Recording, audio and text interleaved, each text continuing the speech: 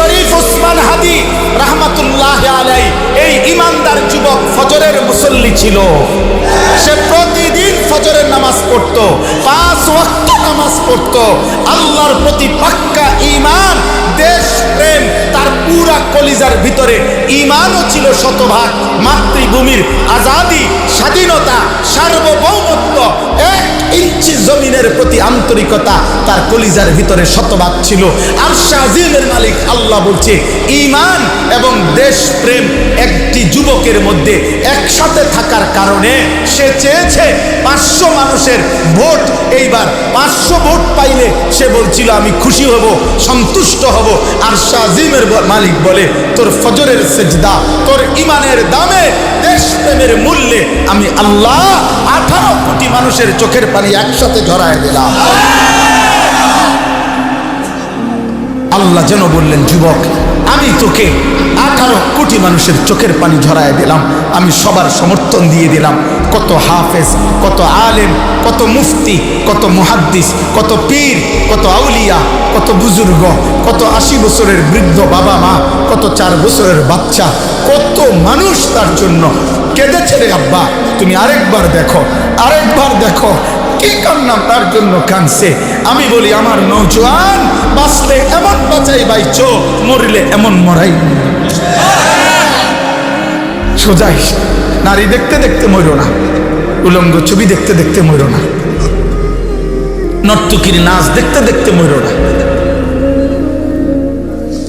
অশ্লীল ছবি দেখে মরে যাইও না আব্বা। বেনামাজি এই জিন্দিগি নিয়ে, সেজদাবিহীন কপাল নিয়ে আব্বা হাত জোর করে বলি, মরিস না বাপ। পৃথিবী তোকে মনে রাখবে না, দুনিয়া তোকে মনে রাখবে না আব্বা।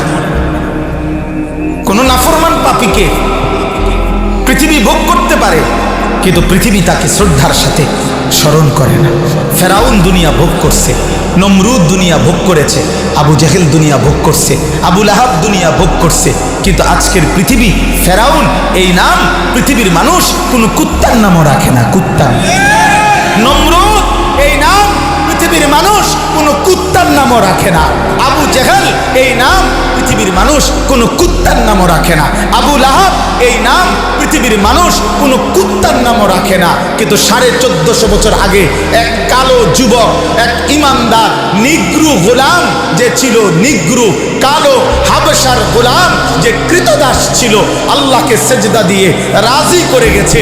1450 বছর পরেও ইমানদার কোটি কোটি সন্তানের নাম বেলাল। বেলালের কোনো অঞ্চল নাই, বেলালের কোনো কাঁটাতার নাই, বেলালের কোনো সীমানা নাই। বেলাল এই প্রান্তে, বেলাল পৃথিবীর ওই প্রান্তে, বেলাল আসমানে, বেলাল জমিন। হ্যাঁ, এটা মনে রাখো। এই পৃথিবীতে এই 3য় নম্বরের ওসমান, প্রথম ওসমান সৈয়দুনা ওসমান ইবনে আফফান, পৃথিবী বিখ্যাত আল্লাহর নবীর সাহাবী, ইসলামের 3য় খলিফা। এই পৃথিবীতে 2য় বিখ্যাত ওসমান, যাকে ওসমান আর্তুগুল বলা হইতো। ওসমানী খেলাফত, তুর্কি খেলাফত, অটোমান সাম্রাজ্যের যিনি প্রতিষ্ঠাতা ছিল। প্রায় 650 বছর মুসলিম খেলাফত ছিল, তুর্কি খেলাফত। ওসমানী খেলাফত যেটারে বলে, অটোমান এম্পায়ার যেটারে বলে, অটোমান সাম্রাজ্য যেটা বলে, ওইটার যিনি প্রতিষ্ঠাতা, প্রথম ব্যক্তি, তার নামও ছিল ওসমান। আর আজকের শহীদ শরীফ ওসমান, আমার মাতৃভূমির আজাদির সৈনিক, আজাদির পাহারাদার ওসমান, শহীদ শরীফ ওসমান হাদি রাহমাতুল্লাহ আলাইহি। ইনশাআল্লাহ 1000 বছর পরের বাচ্চাও শহীদ শরীফ ওসমান হাদির নাম কলিজা দিয়া স্মরণ করবে ইনশাআল্লাহ। মনে রাখ, আমি প্রতিটা যুবক, মাশাআল্লাহ তোমরা অনেক নওজোয়ান আসছো, অনেক নওজোয়ান, অনেক নওজোয়ান। আল্লাহ তোমাদেরকে হিম্মত দান করে, আল্লাহ তোমাদেরকে ঈমান দান করে। ফজরের নামাজ পড়বা তো ইনশাআল্লাহ। চোখের হেফাজত করো, চোখের হেফাজত। নারী দেখো না, অশ্লীল ছবি দেখো না, উলঙ্গ দৃশ্য দেখো না। আল্লাহ যে চাহিদা দিছেন সে চাহিদা পূরণ করে দিবেন। খাবারের চাহিদা যিনি দিছেন, হালাল খাবার তিনি ব্যবস্থা রাখছেন। তৃষ্ণা যিনি দিছেন, পানির ব্যবস্থা তিনি রাখছেন। লজ্জাস্থানের চাহিদা যিনি দিয়েছেন, হালাল পবিত্র স্ত্রী তিনি যথাসময়েই পৌঁছে দেবেন। ওয়েট, তুমি অপেক্ষা, অপেক্ষা, অপেক্ষা কর। আর আপনারা যারা উপার্জন করেন, আপনারা যারা শ্রমজীবী মানুষ, আপনাদের কাছে বলি ভাই, এক সেট সোফা, একটা ডাইনিং টেবিল, 6টা চেয়ার, 2টা আলমারি, 4টা খাট, 2টা বাথরুম, নিচে কদ্দুর টাইলস, একখান ঘর, 4টা রুমের, এই কদ্দুর দুনিয়া সাজাইবার জন্য এত মিথ্যা, বাটপারি, সুদ, কিস্তি, হারাম, 2 নম্বরি, সিটারি উপার্জন করেন না। এই সোফা এক সেট বানাইতে এত মিশা কথা কোন লাগে না? কাঠ দুইয়ান বানাইতে এত মিথ্যা কথা কইতে হয় না, এত বাটফারি করার লাগে না। দুনিয়ার ভাত মাছ, এ দুনিয়ার সংসার কদ্দুর চালাইতে এত সিটারি করতে হয় না। কি আর খাই আমরা দুনিয়া? ফাঙ্গাস আর তেলাফিয়া আর কি, ফুলকপি, পাতাকপি, খিরা, টমাটো, ধন্যবাদ, কাঁচামরিচ, কক মুরগা, ফার্মের মুরগা, কোনোটার মধ্যে কোনো স্বাদ নাই, কোনোটার মধ্যেই কোনো স্বাদ নাই, সবটার মধ্যেই ফরমালিন। হাসিটাও ফরমালিন, কান্নাটাও ফরমালিন। অথচ জঙ্গলের বাঘ 30 বছর যদি খায়, সব ফরমালিন মুক্ত। জঙ্গলের কোনো প্রাণীর খাবারের মধ্যে কোনো ফরমালিন আছে? বাঘের খাবারে কেউ ফরমালিন মিশাইতে পারবে? জান না, আমাদের 14 গোষ্ঠী সহ গিলালে হইতেছে। তাহলে দুনিয়া তো জানোয়ার, আরো ভালো বলতে হবে। প্রাণীবিদ্যা গবেষকদের কথা হইল, একটা হাতি একদিনে 250 কেজি খাবার খায়, 90 লিটার পানি পান করে। একটি বন্য হাতি, একটি তিমি সাগরের নিচে কমপক্ষে 200 জন সামর্থ্যবান মানুষের সমপরিমাণ খাবার একবারে খায়, গবেষকদের কথা। তাইলে আমরা কি দুনিয়া ভোগ করলাম? আমার আব্বা, অতএব ধোঁকা, মিথ্যা, প্রতারণা করবেন করবেন না। বলেন ইনশাআল্লাহ, বলেন ইনশাআল্লাহ। আল্লাহ আমাদের ইমানের পরীক্ষা না নিয়ে আমাদেরকে ছেড়ে দিবেন। এই কথা এবার এতটুকু শুনেন, তাইলে আমার কথা শেষ। দেখেন, সূরা আনকাবুত, এ শুধু তর্জমা বললেই বুঝবেন। আল্লাহ তাআলা 5টা আয়াত আমি পড়ছি, একদম সংক্ষেপে অনুবাদ বলতেছি। আলিফ লাম মিম, এই প্রথম হলো এই আয়াত, এই 3টা অক্ষর আলিফ লাম মিম। কোরআনুল কারীমে মোট 29টি সূরার শুরুতে এরকম কিছু অক্ষর আছে, আলিফ লাম মিম। কোথাও আছে হা মিম, কোথাও আছে আইন সিন কফ, কোথাও আছে আলিফ লাম র, এরকম ভিন্ন ভিন্ন।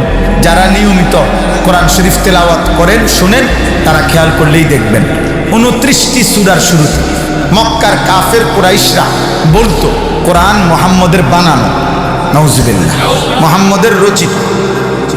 তো দুনিয়ার মানুষ এটা বুঝে যে কেউ যদি গল্প লেখে, কবিতা লেখে, প্রবন্ধ লেখে, তাহলে অন্যান্য জ্ঞানী গুণীরা এটা পড়লে ব্যাখ্যা করতে পারে, বুঝে যে হ্যাঁ উনি এই কথার দ্বারা এই বুঝাইতে চাইছেন, এই কথার দ্বারা এই বুঝাইতে চাইছেন। এটাই স্বাভাবিক। ও 50 বছর আগের কবি কবিতা লিখে গেছে, এখন 50 বছর পরের টিচাররা সেগুলোর ব্যাখ্যা পড়াইতেছে না, বিশ্লেষণ করতেছে কিনা বলে, তো এটা সম্ভব। তো আল্লাহ তাআলা বলেন, হে বেঈমানরা, 29টি সূরার শুরুতে আমি এমন কিছু অক্ষর নাজিল করলাম, আমিও অর্থ বলবো না, আমার রাসূল তিনিও বলবে না। তো তোমরা যেহেতু মনে করো কোরআন আমার বন্ধু মুহাম্মদের বানানো, অতএব তোমাদের যত জ্ঞানী গুণী আছে সবাই মিলে আলিফ এটার অর্থ কি বলো, লাম এটার অর্থ কি বলো, মিম এটার অর্থ কি বলো, না পারলে বাপ দাদা 14 গোষ্ঠী যা আছে সব ডাইকা আনো, বলো। ফাবুহিতাল্লাযী কাফার, আল্লাহ বলেন সমস্ত কাফের নিস্তব্ধ, তারা পারে নাই এই অর্থগুলো বলতে। এই জন্য 1450 বছর ধরে এটা কোরআনের মুজিজা, এটা কোরআনের কি মুজিজা, যে কোরআন আল্লাহর কালাম। যদি মানব রচিত কারো কথা হতো, তাহলে পৃথিবীর মানুষ এটার অর্থ নিজে নিজে ব্যাখ্যা করে উদ্ঘাটন করে ফেলতে পারত। আল্লাহ যেহেতু বলে নাই, রাসূলুল্লাহ সাল্লাল্লাহু আলাইহি সাল্লাম যেহেতু বলে নাই, অতএব পৃথিবী ইসরাফিলের ফু পর্যন্ত এই অক্ষরের মর্ম উদ্ঘাটন করতে পারবে। অথচ যারা ভূতত্ত্ববিদ, যারা পুরাতত্ত্ববিদ, অর্থাৎ যারা আপনার মাটির নিচের পুরাতন জিনিস গবেষণা করে, তারা 3000 বছর আগের, 4000 বছর আগের মাটির নিচের কাঠের টুকরা, পাতিলের টুকরা, কাচের টুকরা, ভাঙ্গা বিভিন্ন জিনিস, শিলালিপি, বিভিন্ন আঁক থেকে তারা জাদুঘরের মধ্যে এগুলো দেখলে দেখা যায় যে তারা এগুলো আবিষ্কার করতে পারে এটা কোন আমলের, কোন সময়ের, এটা কি কথা, এই আঁক দ্বারা কি বুঝাইছে। তাহলে 3000 বছর আগের প্রাচীন সভ্যতা যদি তোমরা উদ্ঘাটন করতে পারো, 1450 বছর আগের কোরআনের এই অক্ষরগুলোর অর্থ তোমরা বলতে পারছো না, বলো। অতএব আল্লাহ তাআলা বলেন ইসরাফিলের ফু পর্যন্ত এই মুজিজা চলবে এবং বারবার প্রমাণ হবে কোরআন কার কালাম? আল্লাহর, আল্লাহর কালাম।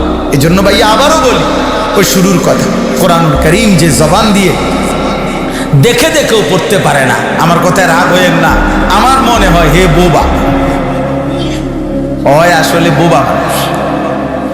কেন? বাকি কথাগুলো দুনিয়ার না বললেও দুনিয়া ভোগ করা যাইত। এই যারা বাস্তবিক অর্থে বোবা এরা দুনিয়া ভোগ করে না, মানে যারা মূলত বোবা তারা আপনার ভাত খায় না, ঘুম যায় না, পেশাব পায়খানা করে না, উপার্জনের কোনো ব্যবস্থা নাই তাদের, তারা বিয়ে করে নাই, তাকেও বাচ্চা হয় না, তো এদিকে আপনি বললো হেদি না বোবা। তাহলে বুঝা গেল কথা ছাড়াও দুনিয়া ভোগ করা যায়। অতএব যেই জবান আল্লাহর কালামই পড়তে পারে না, জবান যিনি দিছেন তার কালাম যিনি পড়তেই পারে না, আমার মনে হয় উনি আসলে বোবা। আল্লাহ আমাদেরকে তৌফিক দান করেন। চলেন, আহাসিবান নাসু আন ইউতরাকু আন ইয়াকুলু আমান্না ওয়া হুম লা ইফতানুন। আল্লাহ তাআলা বলেন এই সবাইকে লক্ষ্য করে মানুষরা কি ভেবেছে, লোকেরা কি, আমার বান্দারা কি এই ভাবলো, তারা কি এই মনে করছে যে শুধু মুখে বলবে, কৌল মানে জবানে বলবে আমি মোমেন, আমি মুসলমান, আর আমি আল্লাহ, ইমানের কোনো পরীক্ষা না নিয়ে, ইসলামের পরীক্ষা না নিয়ে, আনুগত্যের পরীক্ষা না নিয়ে, স্বীকৃতির কোনো পরীক্ষা না নিয়ে আমি এমনিতেই ছেড়ে দেব, জান্নাত দিয়ে দেব। আইডি কার্ডে লেখা ধর্মের পাশে ইসলাম, জন্ম নিবন্ধন সনদের পাশে লেখা ধর্মের পাশে ইসলাম, পাসপোর্টে লেখা ধর্মের সাথে ইসলাম, মুখে বলতেছে আমি মুসলিম। আল্লাহ বলেন আমি এমনি এমনি ছেড়ে দেব, কোনো পরীক্ষা নেব না। এই ভেবেছো তোমরা? কি এই ভাবছে? আল্লাহ বলেন ওয়ালাকাদ ফাতান্নাল্লাযীনা মিন ক্বাবলিহিম, না বান্দা, বরং আমি আল্লাহ প্রত্যেক জামানায় যারাই ইমানের দাবি করেছে, ইমান গ্রহণ করেছে, ইমানের পরিচয় দিছে, ইমানের বাক্য উচ্চারণ করেছে, আমি তাদের সকলের পরীক্ষা নিয়েছিলাম। ফালা ইয়ালামান্নাল্লাহুল্লাযীনা সাদাকু ওয়ালা ইয়ালামান্নাল কাযিবিন। পরীক্ষা নিয়েই আমি জেনেছি ইমানের দাবিতে সত্যবাদী কে, মিথ্যাবাদী কে। অতএব আখিরাত পরীক্ষায় উত্তীর্ণ না হলে মিলবে না, জান্নাত পরীক্ষায় উত্তীর্ণ না হলে মিলবে না। দুনিয়া পরীক্ষার ঘর, পরীক্ষা দিতে হবে আপনার। এজন্য দুনিয়াকে বলা হয় দারুল ইমতিহান, পরীক্ষার ঘর। আখিরাত হলো দারুল জাযা, ফলাফলের ঘর। দুনিয়াকে বলে দারুল আমাল, আমলের ঘর। আখিরাতকে বলে দারুল হিসাব, হিসাবের ঘর। দুনিয়াকে বলে দারুল মিহান, মেহনতের ঘর। আখিরাতকে বলে দারুল জাযা, ফলাফলের ঘর, পারিশ্রমিকের ঘর। মেহনত এখানে, পারিশ্রমিক ওইখানে, পরীক্ষা এখানে, ফলাফল সেখানে, আমল এখানে, হিসাব ওইখানে। কথা বুঝছেন কিনা? হ্যাঁ, পরীক্ষা দিতে হবে, পরীক্ষা দিতে হবে, পরীক্ষা দিতে হবে। কতক্ষণ? মৃত্যু পর্যন্ত। হাত্তা ইয়াতিয়াকাল ইয়াকিন, মৃত্যু পর্যন্ত পরীক্ষা। আমরা কিন্তু পরীক্ষার হলেই আছি। কোরআনুল কারীমে আল্লাহ বলছেন ইন্না জাআলনা মা আলাল আরদি জিনাতাল লাহা লিনাবলুয়াহুম। গোটা দুনিয়া আমি সাজাইছি, উপরে আসমান, নিচে জমিন, চন্দ্র সূর্য, আলো বাতাস, গাছ ফুল ফল ফসল, হাসি কান্না। আল্লাহ বলেন আমি সাজিয়েছি দুনিয়া কেন? লিনাবলুয়াহুম, পরীক্ষার জন্য। পরীক্ষা, গোটা দুনিয়া পরীক্ষার হল, পরীক্ষার হল। কিসের হল? পরীক্ষা। আমাদের পরীক্ষা চলছে প্রতিদিন প্রতিদিন। এই পরীক্ষার কোনো বিশ্রাম নাই, মৃত্যু পর্যন্ত ইমানদার পরীক্ষা দিতেই হবে। প্রত্যেক নামাজের ওয়াক্ত পরীক্ষা, সেজদা দেন নাকি ছেড়ে দেন? প্রত্যেক বছর পরীক্ষা, যাকাত আদায় করছেন না করছেন না? প্রত্যেক রমজান পরীক্ষা, রোজা আদায় করছেন না করছেন না? সম্পদশালী পরীক্ষা, হজ করতেছেন নাকি করতেছেন না? চোখে নারী সামনে পরীক্ষা, এই ভিন নারী, যে নারী দেখার অনুমতি নাই তাকে দেখছেন না চোখ নামাচ্ছেন? টাকা সামনে পরীক্ষা, হালাল টাকা নিচ্ছেন না হারাম টাকা নিচ্ছেন? খাবার সামনে পরীক্ষা, হালাল খাবার খাচ্ছেন না হারাম খাবার খাচ্ছেন? খোদার কসম, এইভাবে কদম কদম 24 ঘন্টা মেহনত করে পরীক্ষা দিয়ে মৃত্যু পর্যন্ত টিকলে আখিরাতের জান্নাত। এই জন্য আখিরাতকে আবারও বলছি, আমনে চাইয়েন আখিরাত টাকা 30,000 মনে করেন। ওই ইমাম সাহেবরে ফাঁকে ফুঁকে টাকা 200, এই মোট আমনে 20 বছর লাগাইয়া টাকা দিচ্ছেন, নাহলে 20,000। এই 200 টাকা এটি একত্র করলে ইমাম সাহেব বলে রাখছেন, হুজুর খেয়াল রেখে নিয়ে দিবি, আরো পারলে আরো 100 বাড়াইয়া দিব, কারণ আপনি তো ইমাম সাহেব তো টেন্ডার নিয়ে রাখছে জান্নাতের, ঠিক না? কথা বলেন না কেন? না না, ইমাম সাহেব দূরের উপরে থাকবো। পীর সাহেব, মুরিদ সাহেব, ইমাম সাহেব, মুসল্লি সাহেব, বক্তা সাহেব, শ্রোতা সাহেব, সব সাহেব আখিরাতে রবের সামনে হিসাব দিতে হবে। হবে কি না? দাঁড়াইতে হবে, দাঁড়াইতে হবে একজন একজন। অকুল্লুহুম আতিহি ইয়াউমাল কিয়ামাতি ফারদা। অতএব পরীক্ষা দিতে হবে, পরীক্ষা দিতে হবে। ইমানের পরীক্ষা, আমলের পরীক্ষা, ইবাদতের পরীক্ষা। আল্লাহ আমাদেরকে তৌফিক দান করে। আম হাসিবাল্লাযীনা ইয়ামালুনা আস-সাইয়্যাতি আন ইয়াসবিকুনা সাআ মা ইয়াহকুমুন। ভাই আবারও শুনেন এই শেষ কথা। আল্লাহ বলেন, তোমরা যারা যারা প্রতিনিয়ত আমি আল্লাহর নাফরমানি করছো, গুনাহ করছো, পাপ করছো, তোমরা ভেবো না, এই বান্দা তোমরা কি ভেবেছ আমি আল্লাহকে ডিঙ্গাইতে পারবা, আমার থেকে আড়াল হইতে পারবা, আমারে ছুটে যাইতে পারবা?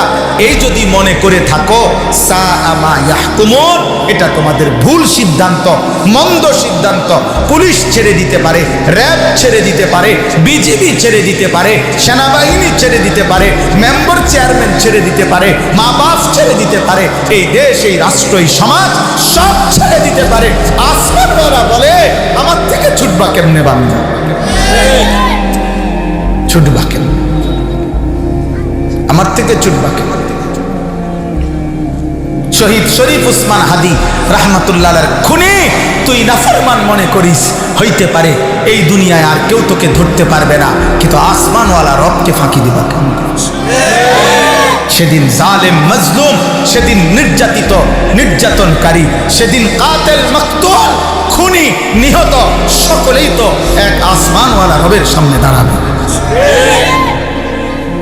আল্লাহ তাআলা বলেন, অতএব আমাকে আড়াল করতে পারবে কোনো পাপী না, আমিও না, আপনিও না।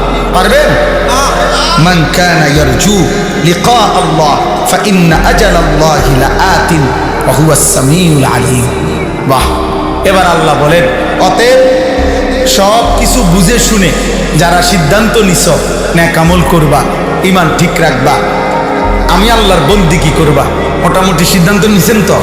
তো আল্লাহ বলেন, এবার তোমরা যারা আমল করতে করতে, নামাজ পড়তে পড়তে, আমি আল্লাহর হুকুম মানতে মানতে আমার সাক্ষাৎ কামনা করছো, জান্নাত কামনা করছো, আমি আল্লাহর মোলাকাত কামনা করছো, তাহলে বান্দা শুনো, ঘাবড়াইও না, আমি একজন ফেরেশতা পাঠাবো, ওর নাম মালাকুল মউত, আজরাইল। ও একদিন তোমার কাছে আসবে, আমার কাছে তোমারে নিয়ে আসবে, আমার সাক্ষাৎও মিলবে, জান্নাতও মিলবে। ফাইন্না আজালাল্লাহি লাআতি। আমি আল্লাহর পক্ষ থেকে একদিন মৃত্যু আসবে, মানে ফেরেশতা আসবে, ও এসে তোমারে নিয়ে যাবে। এরপরে আমি যা যা ওয়াদা দিছি সব আমি আল্লাহ নিজে বুঝাই দেব। হুয়াস সামিউল আলিম। যাই করো আমি সব শুনি, সব জানি, ভালোটাও শুনি, মন্দটাও শুনি, ভালোটাও জানি, মন্দটাও জানি। অতএব আমরা প্রত্যেকে ইনশাআল্লাহ দ্বীন মানার চেষ্টা করব। বলেন ইনশাআল্লাহ।